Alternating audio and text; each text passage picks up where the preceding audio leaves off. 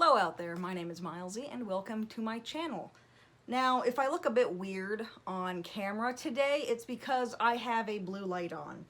And the reason I have a blue light on is because I want to look at the Prism neon flosses, and to do this I need to take them out of the packaging, which is really nice sturdy packaging. You get 24 skeins of assorted greens, pinks, and then kind of whatever's in between, and some blue and purple. And you get a couple of variegated ones. Now, I've been doing a lot of stuff with neon floss, and I can tell you right out of the gate, this is very soft. It might actually be decent to work with. What is it made out of? Because it's made out of polyester. Now, you're typically going to get either decent-ish polyester or impossible to work with cotton, and that's just because of the way fluorescent pigments work. Some of us might be familiar with the DMC stuff that just is stringy and a goddamn mess, so I want to find some stuff that's different. Now, we haven't gone to my other camera yet because it is extremely underexposed. Very, very underexposed, because I also have, where did I put it? A black light.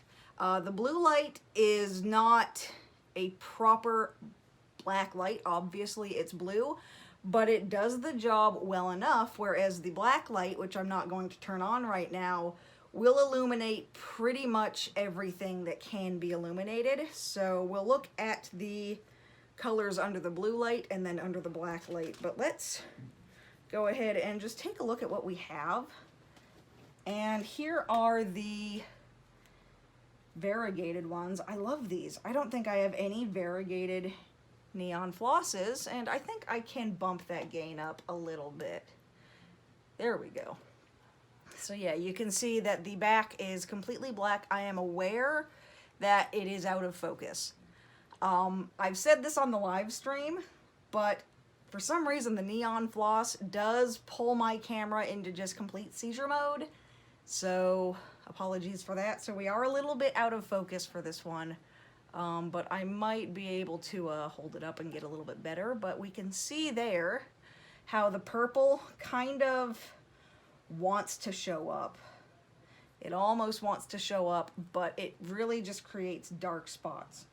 But let's see what happens, and I'm definitely going to have to turn my gain down for this, and I'll do it preemptively. And that is with my gain all the way down, my exposure nearly all the way down, and I don't think the camera wants to pick it up. But the purple on these two still stays very dark, but you can obviously see that it's purple, and you can see how much it's glowing in my hands. The purple on these two, okay, oh, there we go. If I shine it off of it, you can see that even the purple glows, and purple and blue are really hard to get right. So there we go. There is some of the variegated stuff. Let's turn the gain back up a bit. And let's take a look at the solid colors. We'll move those aside over here. So we've got the blue and the purple, which really don't show up under the blue light at all, but that's kind of expected. Then we've got a really nice yellow. It's kind of hard to see. They all look somewhat the same under the natural light. But there's a really nice yellow, a couple of really pale greens that look nice, really limey green, a really bright green, which I almost pulled apart. We've got a really kind of nice pale orange, which you can see there. Kind of a darker orange, we'll put that right there. And a really nice pink as well. And I'm gonna try to clean off my lens. I think my lens might be kind of fuzzy.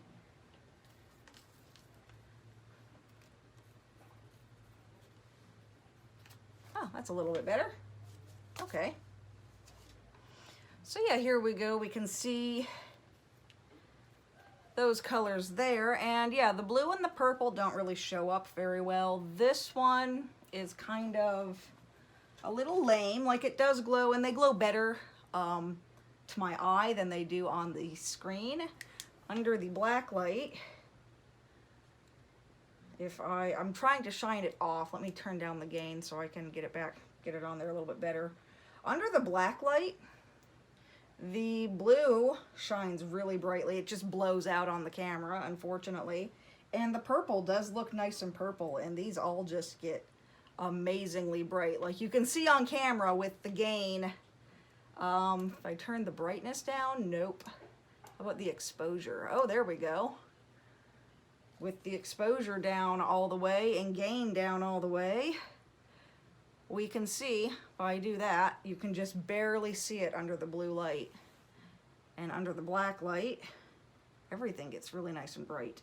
And the different colors of greens do show up as different. These two, the green and the yellow, under the black light are almost identical. Under the blue light, there is a difference.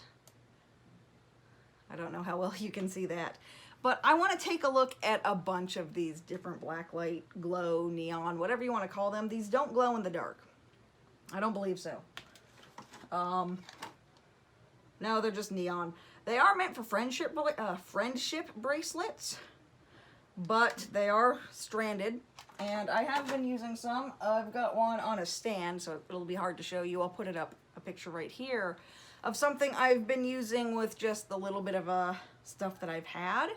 And I've been holding off on finishing it because I wanted to see how well these glowed so that I could make a decision on how to finish it off. And one thing I did also notice is, I talked about this on a live stream. Let me grab both of them.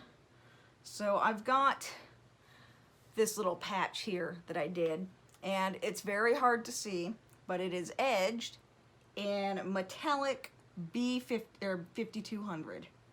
Just the really sparkle light effects floss, which apparently glows under a proper black light, which is kind of cool. Another thing I noticed is that 940 DMC's glow-in-the-dark floss, I mean, you can see it under the blue light because it is light, but it doesn't glow the way the neon stuff does. Like, it's there, but you can't really see it. Under a proper black light, that gets really bright and you can already see it charging. So I'm going to take that off, and now it's a lot brighter already. So subtle little differences. The blue light, it's not a fully black light because it's meant for fish, basically, is what it is. Whereas I got this thing specifically for going to craft stores to find floss, beads, whatever that might glow. And so now my next project is going to be to go through all of my spare floss and pick out things that might glow and just get a really nice big collection of this stuff to use. So that's on my list now for the rest of the day, I think, while I wait for this other thing to dry. But I'm definitely going to be doing a few more of these videos. I've got some J&P that I want to look at. I've got some Darris that I want to look at. And there's a third one. I don't think it has a name. I think it's just cheap, no-name Amazon floss. But I want to look at that as well and see how they all stack up. So I'm going to try to figure out if Prism has any way of distinguishing their flosses. I don't think they do. That's fine. And really get a good library of neon and potentially glow-in-the-dark floss going. But that's what I've started off with. You'll be seeing these videos over the next few weeks, probably a couple of months, just depends on how I feel like spreading them out. But thank you guys so much for watching. Thank you for liking, commenting, subscribing, all that fun stuff. If you like this video, drop a like on there because it does help me out. And I will see you guys next time. Bye!